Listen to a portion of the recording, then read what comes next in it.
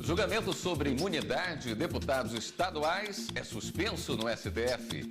E você vai ver também. Ministério Público Federal denuncia deputados estaduais do Rio de Janeiro, Jorge Pisciani, Paulo Melo e Edson Albertassi, na Operação Cadeia Velha. Justiça Federal condena governador do Amapá por improbidade administrativa. Operação da Polícia Federal resulta na morte de líder de facção criminosa foragido em Alagoas. CNJ acompanha a destruição de armas apreendidas em videoconferência com o Exército. Agilidade no Judiciário. Justiça do Trabalho já é toda digital. Essas e outras notícias agora no Jornal da Justiça.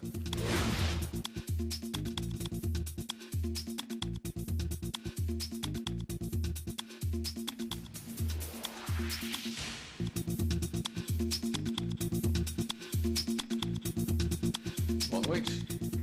O Supremo Tribunal Federal suspende julgamento sobre imunidade de deputados estaduais. O julgamento está 5-4. Até o momento, a maioria dos ministros entendeu que as assembleias legislativas não podem revogar prisões de deputados estaduais estabelecidas pela Justiça. O plenário está analisando medidas cautelares em ações em que a Associação dos Magistrados Brasileiros questionava dispositivos das Constituições do Rio de Janeiro, do Rio Grande do Norte e do Mato Grosso, que estendiam aos deputados estaduais imunidades concedidas pela Constituição Federal aos congressistas. O julgamento começou ontem com os votos dos relatores, ministros Marco Aurélio e Edson Fachin.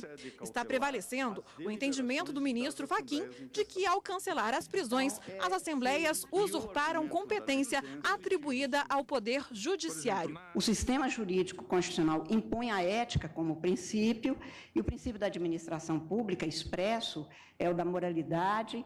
Improbidade administrativa tipifica crime de responsabilidade das autoridades e, no entanto, a cada dia o cidadão vê a sangria de dinheiros públicos por alargados dutos, escusos, ilegais, de corrupção que persiste e deixa em situação de anemia até mesmo sistemas de direitos fundamentais sociais, saúde, educação, segurança pública. Compartilho não apenas da conclusão a que chegou, embora por outros fundamentos, o ministro Edson Fachin, neste caso, que pela primeira vez é trazido, que é a interpretação do parágrafo 1º do artigo 27, para afirmar, então, o que me parece se conter como objeto dessas ações diretas de inconstitucionalidade, das três. O tema está extremamente debatido, ele é, sim, de delicadeza ímpar, mas eu vou me limitar, então, senhora presidente, porque comungo com os fundamentos externados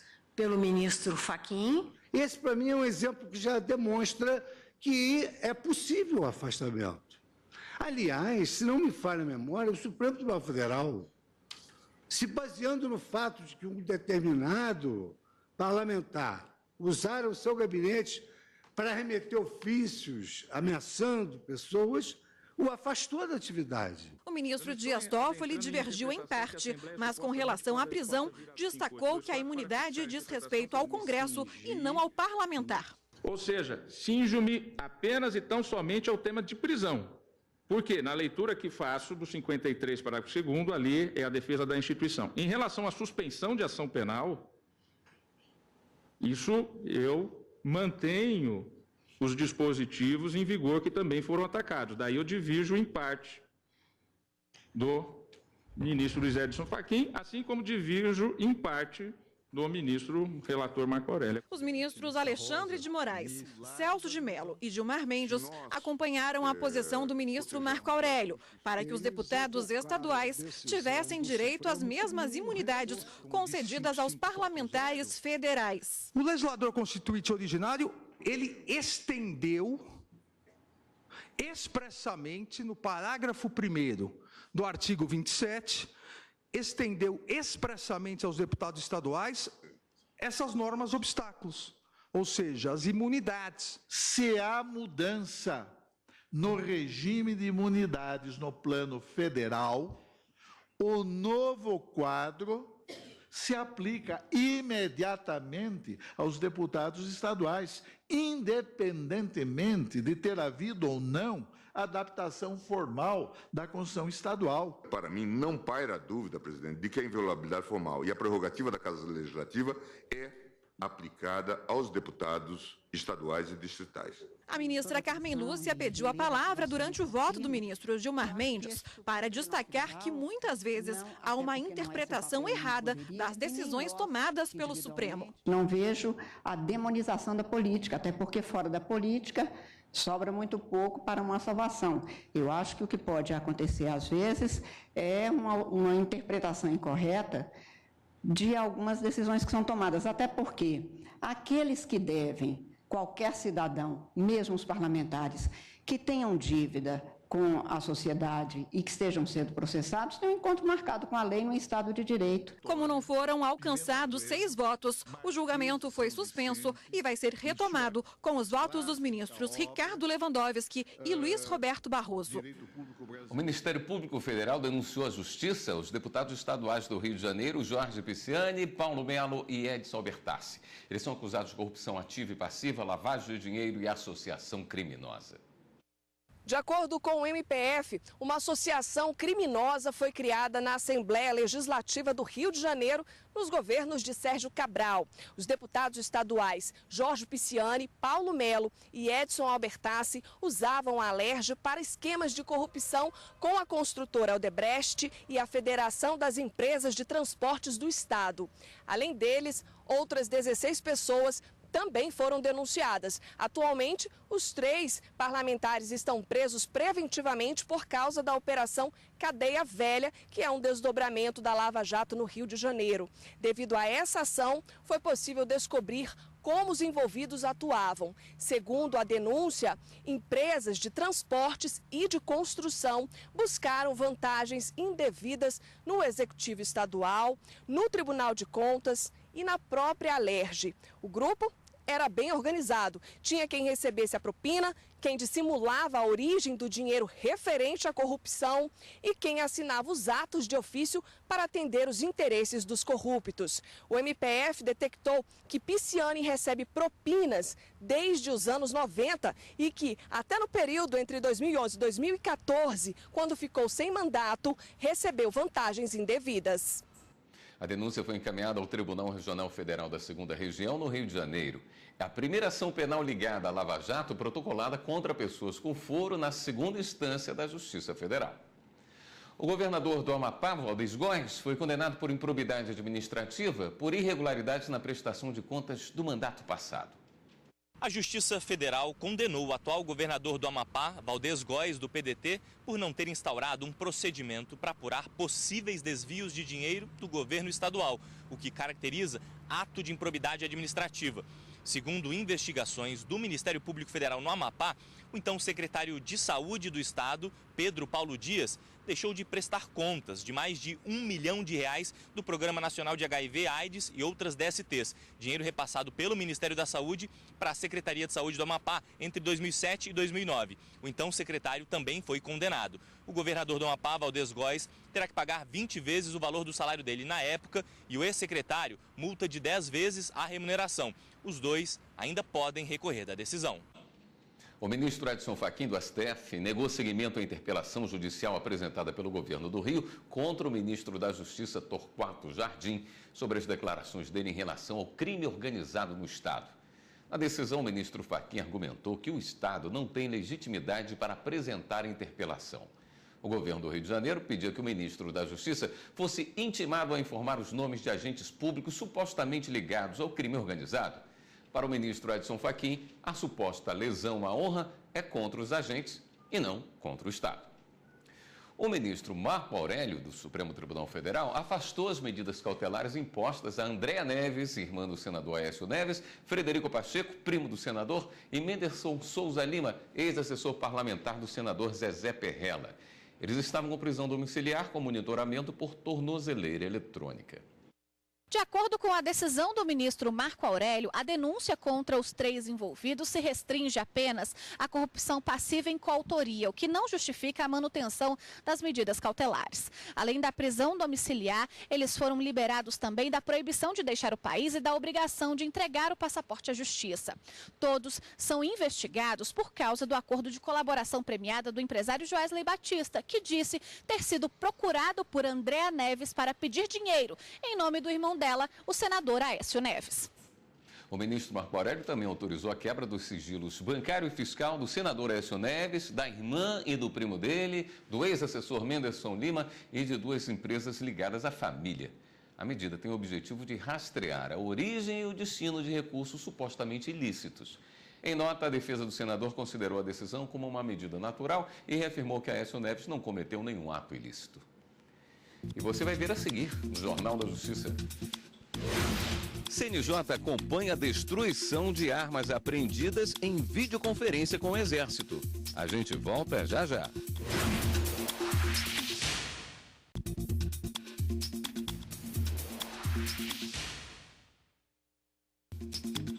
O Exército realizou em Brasília uma videoconferência para orientar os comandos regionais sobre o trabalho de destruição de armas e munição na Operação Vulcão. A medida, que tem início nesta sexta-feira em vários estados, faz parte de um acordo assinado com o Conselho Nacional de Justiça para intensificar a eliminação de armamento sob a guarda do Judiciário. A videoconferência reuniu comandantes do Exército de todas as regiões do Brasil e membros do Conselho Nacional de Justiça. Durante a reunião, foram apresentados cronogramas de todos os estados para o processo de destruição de armas. Hoje, o desembargador de Fini enviou um ofício solicitando um apoio de transporte, uma limitação logística do tribunal, para que a gente ajude no dia 12 a realizar a apanha dessas armas em Pelotas e Rio Grande.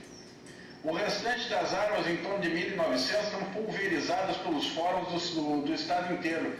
O trabalho de eliminação de armas é feito de forma permanente pelo Exército. Geralmente, os motivos das apreensões são porte ilegal, flagrante de roubo, homicídios e operações da polícia. O armamento envolvido em crimes é encaminhado para fóruns ou tribunais regionais. Após a conclusão de processos penais, essas armas são encaminhadas para destruição. A meta da Operação Vulcão, resultado de um acordo com o Conselho Nacional de Justiça, é destruir mais de 100 mil armas durante este mês de dezembro.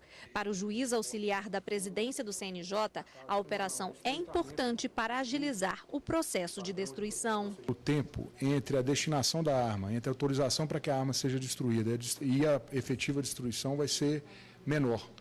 Há um esforço concentrado para que as armas que já estão possíveis de destruição, para aquelas armas sobre as quais o juiz já destinou, já liberou para que essas armas sejam destruídas, haverá agora uma intensificação para que mais rapidamente essas armas sejam efetivamente destruídas. Além de agilizar o processo de destruição de armas, o general de brigada do Exército explica que a Operação Vulcão evita que as armas sejam roubadas nos tribunais de justiça. Nós estamos fazendo agora uma intensificação desse esforço, justamente para tentar diminuir, no mais rápido possível, a quantidade de armas que existem hoje nos tribunais, de maneira a evitar que transformasse as armas em possível alvo de ação criminosa.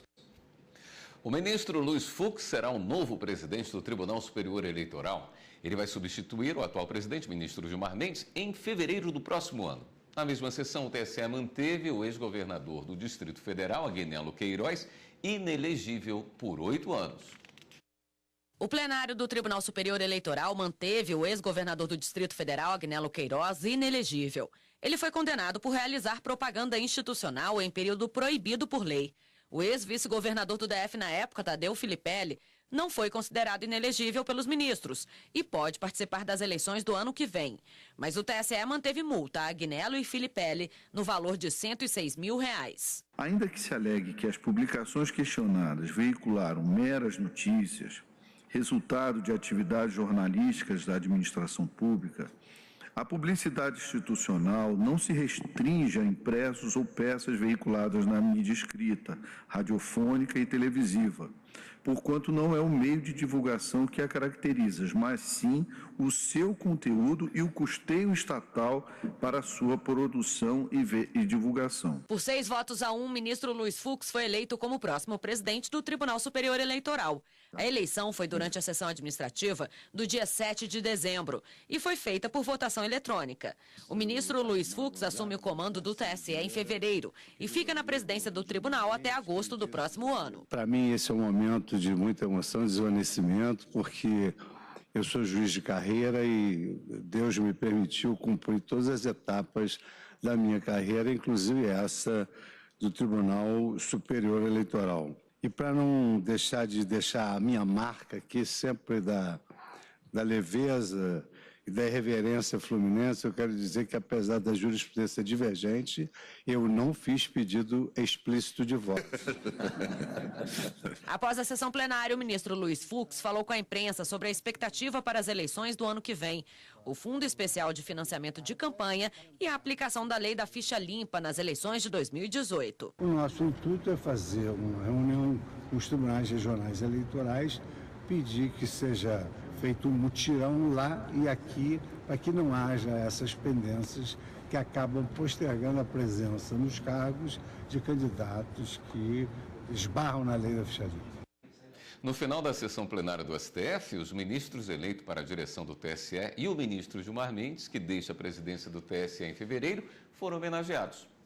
Eu desejaria fazer um registro que entendo auspicioso para esta Suprema Corte, para a Justiça Eleitoral e para o país.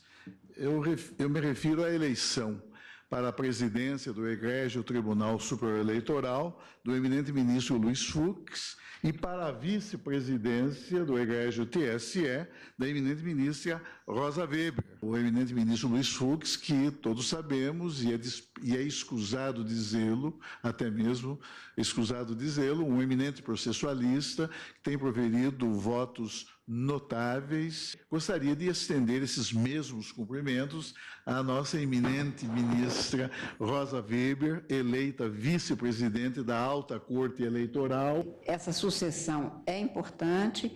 O ministro Gilmar Mendes vem fazendo um trabalho brilhante, como o ministro Dias Toffoli, que o antecedeu, e esta sucessão dá bem o exemplo de como isso se passa sem qualquer problema nesses tribunais superiores, no Supremo, no Superior Tribunal, dando realmente um modelo, um paradigma que pode ser seguido de que, neste caso, não é, ministro Gilmar, acho que estamos de acordo que aqui não é uma retórica republicanista, mas é uma prática republicana salutar, de temporariedade, que faz com que todos assumam responsabilidades que são extremamente onerosas, ao contrário do que se imagina quem está de longe. Gostaria muito de me associar às palavras do nobre decano desta corte, da senhora presidente, em primeiro lugar, reconhecendo e parabenizando o trabalho que o ministro Gilmar Mendes tem feito à frente do Tribunal Superior Eleitoral, notadamente no tocante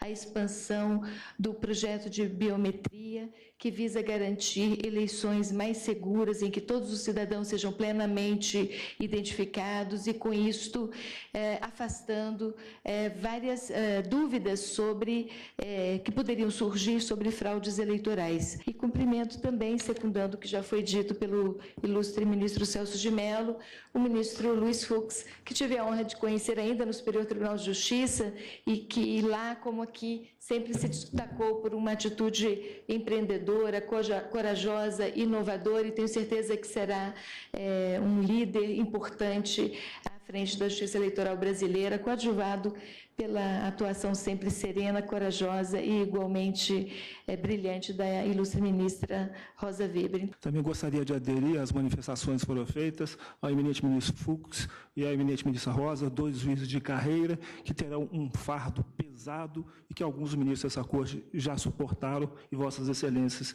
terão que suportar agora. Eu gostaria de agradecer muitíssimo as palavras sensíveis do ministro Celso de Mello e dizer a Vossa Excelência, ministro Celso de Mello, que Vossa Excelência é não só um paradigma de cultura jurídica, um exemplo para toda a magistratura nacional, a sua urbanidade, como trata os colegas, a profundidade dos seus votos.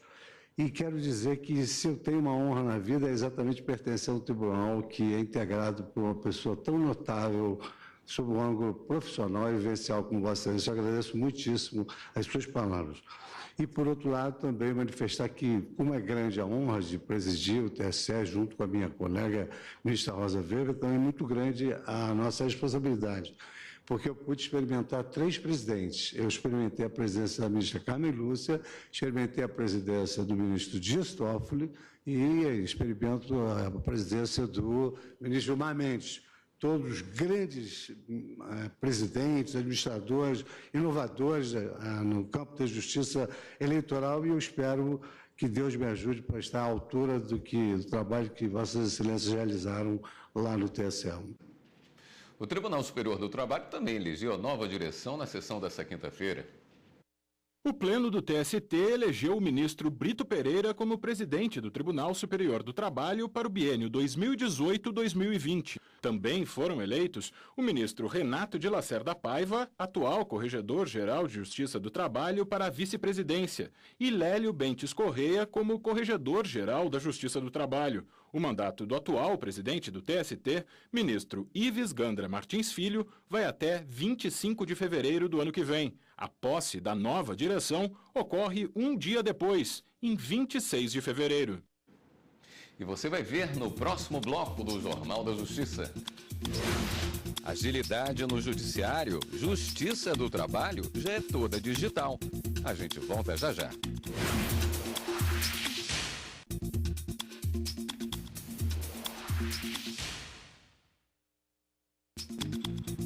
Um foragido da Justiça de São Paulo morreu baleado hoje durante uma operação da Polícia Federal que investiga suspeitos de lavagem de dinheiro e falsidade ideológica em Alagoas.